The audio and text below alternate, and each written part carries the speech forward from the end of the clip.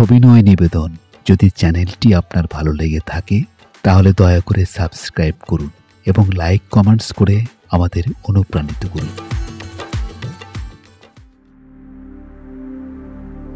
আপনার সঙ্গী কি মাইক্রো চিটিং করছে?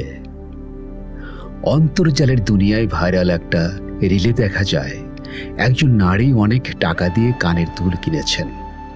এ বিষয়ে তার সঙ্গে কথা বলতে এসেছেন তার জীবনসঙ্গী। জানতে চাইছেন এত টাকা খরচ করে এই দুলটা কেন কিনতে হলো। জবাবে স্ত্রী বলছেন, সেদিন দেখলাম তুমি একটা মেয়ের ছবির নিচে লাভ রিয়াক্ট দিয়েছ। ওই মেয়েটার পরনে প্রায় কোনো পোশাক ছিল না, তবে কানে দুলটা ছিল। তোমার নিশ্চয়ই দুলটা পছন্দ হয়েছে, তাই টাকার কথা না ভেবে কিনে ফেললাম।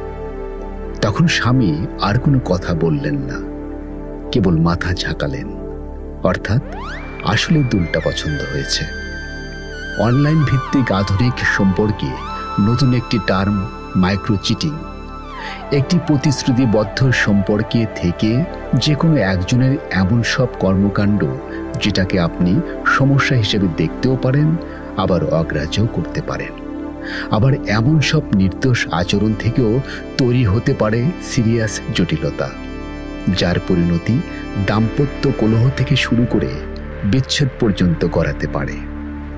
এখন আমরা জেনে নেব কি কি কারণে মাইক্রো চিটিং হচ্ছে।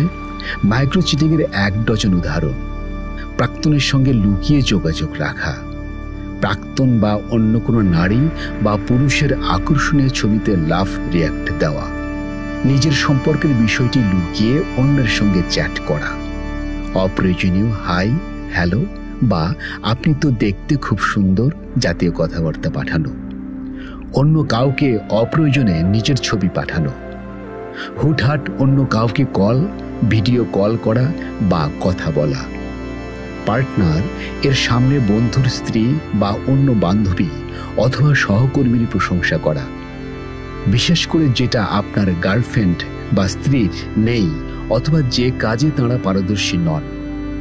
একই কথা নারীদের বেলায়ও সত্য। মানে আপনার সঙ্গী অস্বস্তিতে পড়ে যান বা তাকে ছোট করা হয় এমন সব কাজ করা বা কথা বলা, অন্য কারো সামনে সেক্সুয়াল এনার্জি দেখানো বা নিজেকে উদ্দেশ্য প্রণোদিতভাবে আকর্ষণীয় রূপে উপস্থাপন করা, অপ্রয়োজনীয়ভাবে বিপরীত লিঙ্গের প্রশংসা করা, অন্যকে সম্পর্কে আগ্রহী হওয়ার জন্য উস্কানি দেওয়া, অন্যের কাছ থেকে আবেগপ্রবণ উষ্ণতা চাওয়া, আবেগপ্রবণভাবে ব্ল্যাকমেইল করে অন্যের সিম্প্যাথি আদায়, অন্য নারী বা পুরুষকে অযথায় উপহার পাঠানো, ডেটিং অ্যাপে অ্যাকাউন্ট খোলা, সঙ্গীকে না জানিয়ে তার কোনো স্পর্শকাতর বিষয় নিয়ে অন্যের সঙ্গে আলাপ করা ইত্যাদি। সঙ্গী মাইক্রো চিটিং করলে কি করবেন? আপনার সঙ্গীর মাইক্রো চিটিং কি আপনাকে অস্বস্তিতে ফেলে, নাকি আপনিও সঙ্গীর অগোচরে এসব মাইক্রো চিটিং চালিয়ে যান? সঙ্গীর এসব কর্মকাণ্ড কি আপনাকে অস্বস্তিতে ফেলে, নাকি আপনি মনে করেন এমনটা হতেই পারে? এগুলো নিয়ে আলোচনা করে জল ঘোলা করার কিছু নেই।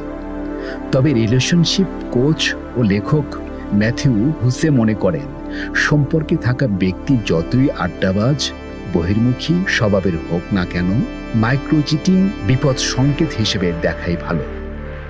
ম্যাথিউ বলেন, সম্পর্কে যিনি প্রতিশ্রুতিবদ্ধ, সুখী, শক্তিশালী বন্ধনে আবদ্ধ, পারতপক্ষে তিনি অন্যের সঙ্গে এসব নির্দোষ ফ্লার্ট করতে যাবে না। যিনি সম্পর্কে নিরাপত্তাহীনতায় ভুগছেন, দ্বিধাগ্রস্ত বা অতৃপ্তিতে ভোগেন, তিনিই মূলত মাইক্রো চিটিংয়ে আগ্রহী। আর এ ধরনের কর্মকাণ্ডই সম্পর্ককে একসময় ডাবল টাইমিং বা পরকীয়ার মতো জটিল সংকটের মুখে ফেলে দেয়, বিচ্ছেদ পর্যন্ত করাতে পারে। তাই সঙ্গীর এ ধরনের কর্মকাণ্ড যদি আপনার ভালো না লাগে, তাহলে তার সঙ্গে খোলামেলা আলাপ করুন। তাকে জিজ্ঞেস করুন এই কাজগুলো তার কাছে কতটা গুরুত্বপূর্ণ। কেন গুরুত্বপূর্ণ? মাইক্রো চিটিং এর পেছনে তার উদ্দেশ্য কি জানতে চান? সময় নিন, সময় দিন, প্রয়োজনে থেরাপিস্টের সাহায্য নিন। সবাই ভালো থাকবেন। আমরা আশা করব যে এই মাইক্রো চিটিং থেকে আমাদের সমাজ এবং আমাদের জীবন মুক্ত হবে। সবার সুস্বাস্থ্য কামনায় বিদায় নিচ্ছি।